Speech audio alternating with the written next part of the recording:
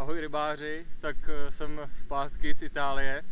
Bohužel jsem utekl o něco dřív, protože to byl trošku boj. Takový bahenní lázně menší. Nemůžu říct, že jsem si to úplně užil, protože tohle byla fakt absolutní otročina. Ale natáčeli jsme tam nějaký videa, takže z toho udělám nějaký sestřih a pojďte se na to společně podívat. Myslím si, že by se vám to mohlo líbit, povedle se tam je krásná ryba.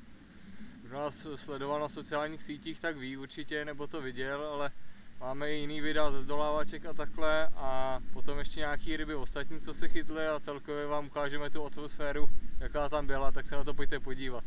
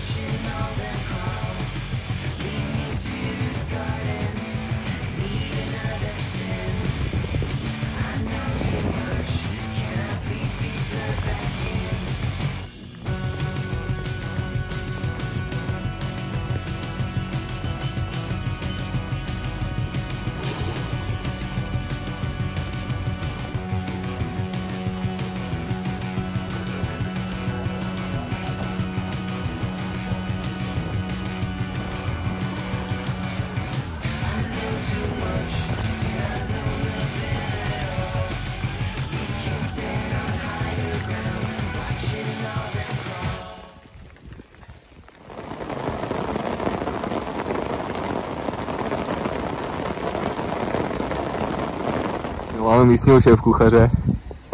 Ničím jiným nejsem.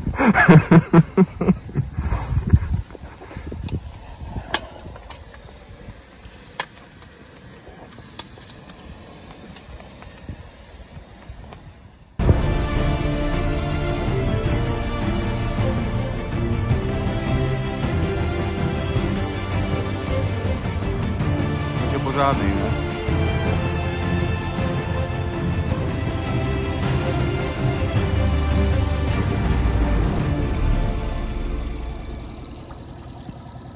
Vodu fakt nahoru, takže to dává úplně na špičky tady těch stromů.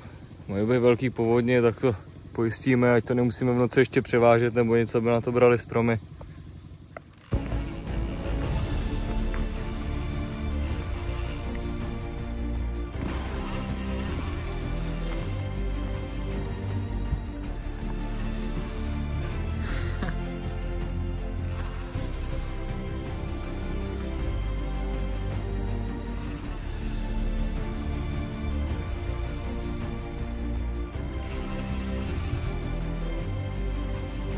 Motor.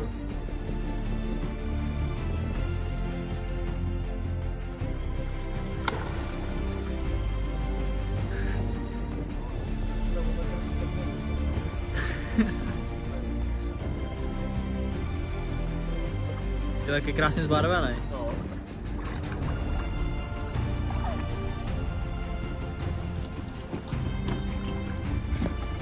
Krásný.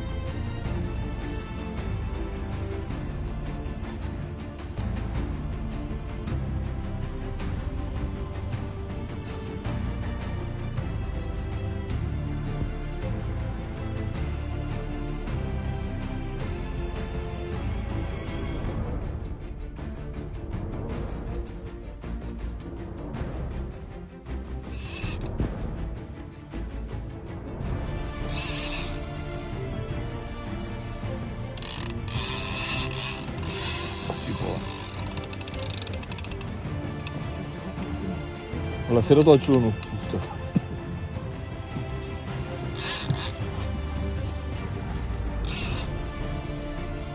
Nebude malej, ne?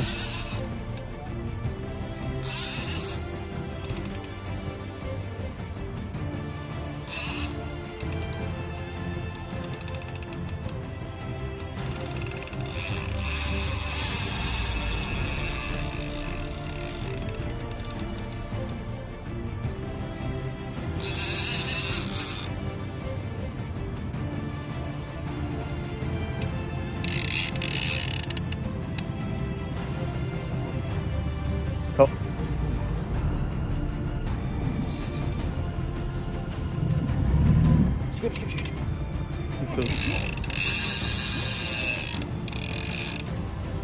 No, dobrý. Je.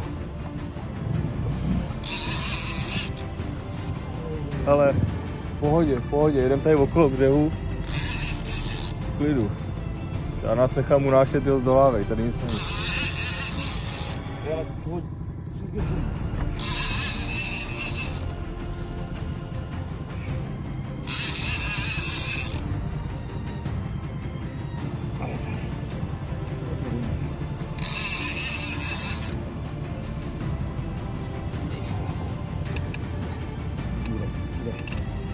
Krasátko. Bude konvoj, vole.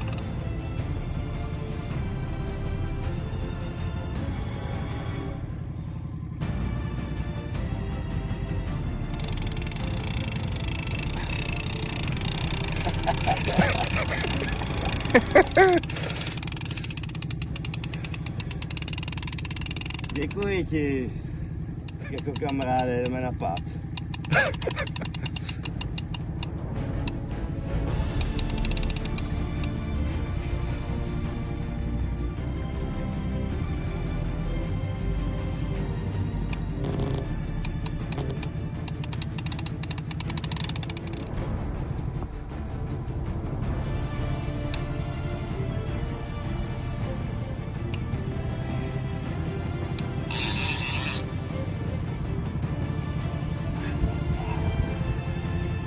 Na vodu, no.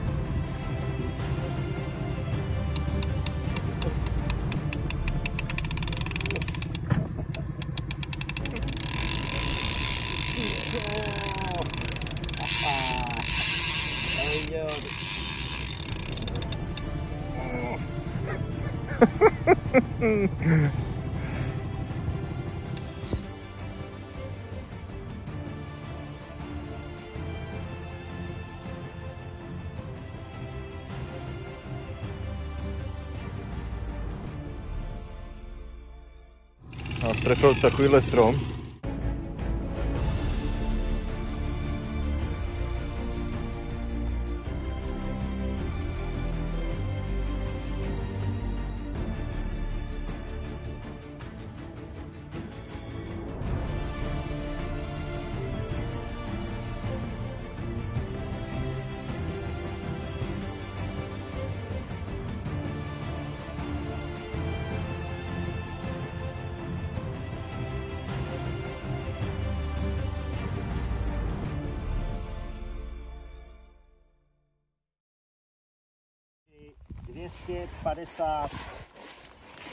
Dvěstě padesát. 253. 4, vole. 4, vole. 4, no. 4, vole. 4! 4! 4! 4! No tak poslední den před odjezdem jsme zavezli. Ryba přišla kolem 9. hodiny. Byla to docela sranda, tady je to zvedlý, já nevím o kolik, o 5 metrů třeba, o 4. No, tak nějak. Za tu dobu, co jsme tady, tak o 3 to šlo nahoru za ty 2 dny. Takže to teče, to zdolávání bylo taky sranda. Sekal tadyhle mladej, pak mi to předal, pak jsme s Lukášem šli na loď a bylo to zajímavé to zdolávání. Točili jsme se někde ve Vracáku, prostě opření o kmen, nakonec to dopadlo. Ta ryba má 254 cm, je zdravá, parádní, za chvíli půjde zase domů. Jsem šťastný, nebo všichni jsme šťastní. Bylo to super, tyjo, a musím poděkovat všem, protože samozřejmě je to o tom, že tu rybu nechytne jeden, ale jsme tady 3 a takže v podstatě všichni 3 na to máme velkou zásluhu a ta ryba je prostě naše, není to jedince, je to o kolektivním, prostě o kolektivu a já vedle sebe mám super lidi a jsem za to rád. Kluci, děkuju. Ráda, ty jo. Super. Byl to adrenalin trošku v těch stromech tam kličkovat, zdolávat. Jo. Po kilometru jsme ho zdolali. Ani jsme si nemysleli, že bude takhle velký, že jo? Jsme mysleli, že tak bylo 40 maximálně. Jo. On asi narost přes noc. Teď se asi nažral ještě. Tak jo, jdem ho pustit, kluci jedou teďka domů, já tady budu asi ještě týden, uvidím, protože voda se tady zvedá, je to všude rozlitý, já jsem na takovém posledním místě, kde se tak nějak dá sedět, ale už stačí taky 2 metry a bude to pod vodou, takže vůbec nevím, co mě čeká ještě. Takže uvidíme. Jinak, když je tady normální voda, tak tam, kde sedíme, tak je to tak, já nevím, 6 metrů no. Nad vodou, takže opravdu je to docela sranda, no. Pěkně se to rozteklo. Tak jo, jdeme ho pustit. Tak jo. Jdeme na to. Ne ráno. Bohužel se řeka trošku změnila. Tady jak je vidět, tak břeh je tak asi už jenom půl metru vysoký. Když jsme přijížděli, tak byl vysoký tak 5 metrů. Voda takhle nastoupala za ty 3 noci, co jsme tady, takže vůbec nevím, co dál. Jsem tady úplně obklíčený vodou, tady za mnou je pole. To je taky kompletně zatopený. Vodu mám už tady pomalu v bivaku. Takže nevím. Je to trošku boj, ale nechci to ukončit, protože před sebou má ještě týden. Tak se pokusím naházet teďka věci na člun a projedu to tady a zkusím najít nějakou lagunu nebo něco, kde by byl nějaký vyšší břeh, kde by se dalo chytat, ale pochybuju. No. Myslím, že to bude čím dál tím horší, teďka najít nějaký chytací místo. Už teď tohleto místo bylo jediné, co znám, který je takhle vysoko položený a stejně se to nedá teď, takže asi budu muset zmizet, bohužel. Celou noc nám teďka pršelo, nebo vlastně ono pršelo pořád, ale teď pršelo fakt dost, takže ta voda půjde ještě hodně nahoru, takže nevím. Nic co dělat. Jdu to začít pomalu balit, vyházet vodu ze člunu, tam je asi tak 300 litrů teď. A jdeme pokračovat, snad, doufám, že to neukončíme. Tak jo, držte palce.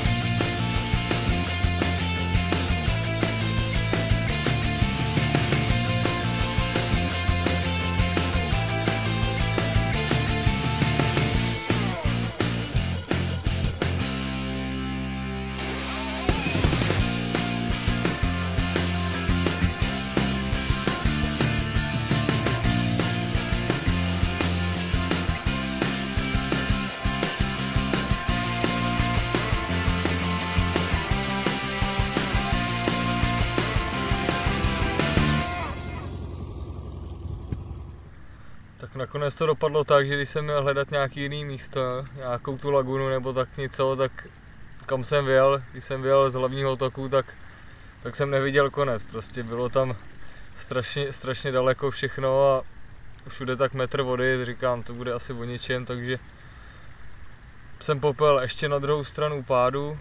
Tam jsem taky nic nenašel, protože všude vylitý břehy, přede mnou by byly jenom stromy, takže takový prostě chytání úplně o ničem, takhle ze břehu. Ideálně, kdyby byla ta loď, to by bylo o ničem jiným, ale jsem tady s gumákem, takže si nemůžu moc vyskakovat. Takže za mě nejlepší varianta bylo se vrátit tady na to místo, kde jsem začal. A vypadá to tady prostě nejlíp i ta řeka teď. Jsou tady takový vracáky pěkný. Na druhé straně to stojí, je tam ten les potopený. Záběry jsme tam měli, ty ryby se tady prostě budou točit.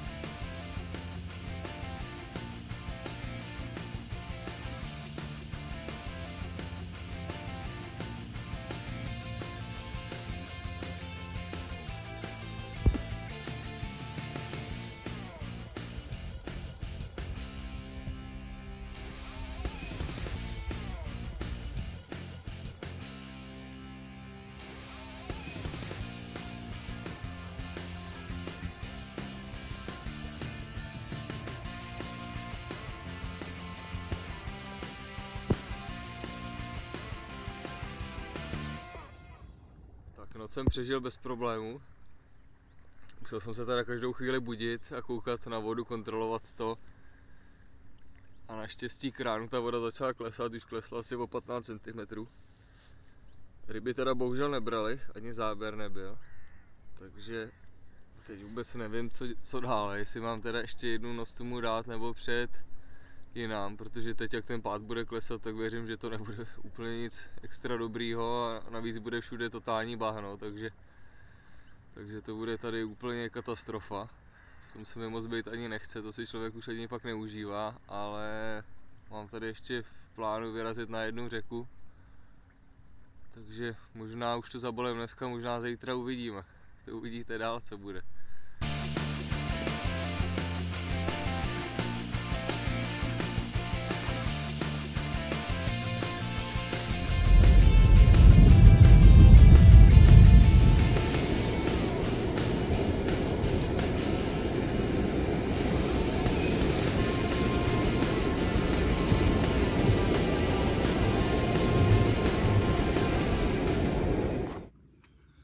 Tak jak vždycky říkám, že týden v Itálii je strašně málo, že člověk nic nezjistí za ten týden, tak tenhle ten týden to je sakra velký záhul. Připadám se, jak kdybych tady byl minimálně měsíc. Úplně. Dneska jsem byl na nástražky ještě přes den na kanál, tam jsem usínal, tam jsem toho moc nepředvedl, ale nebyl stejně ani jeden záběr. Tak jsem se rozhodl tady na jedno místo, kde jsem dřív taky chytal už a zkusím nějaký vracáky a takhle, ale myslím si, že teď mám tam jednoho polocíplýho karase, jako zkusím zavést, ale myslím si, že toho dneska moc nenachytám. Ale musím se věnovat tomu feedru, hlavně budu chytat i v noci s feedrem, ať se něco nachytá a od zítra má zase pršet. Zítra máme, co máme za den, středu.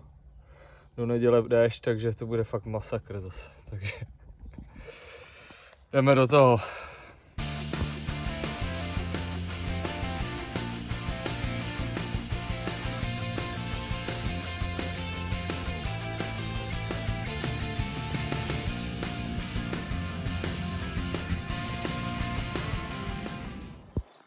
Máme zavezeno, uvidíme, co se bude dít teda.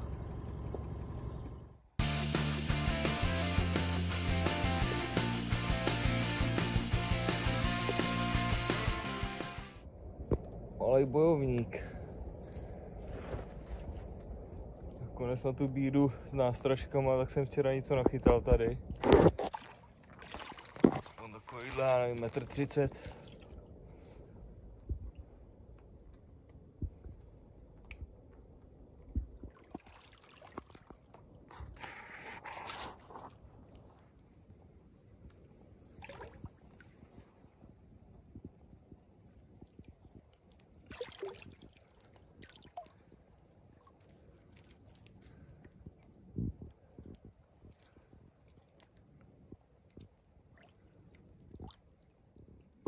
Má zajímavou hubu teda.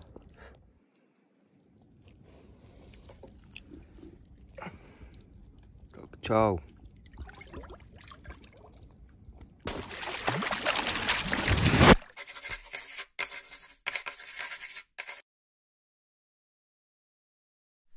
Já doufám, že se vám video líbilo.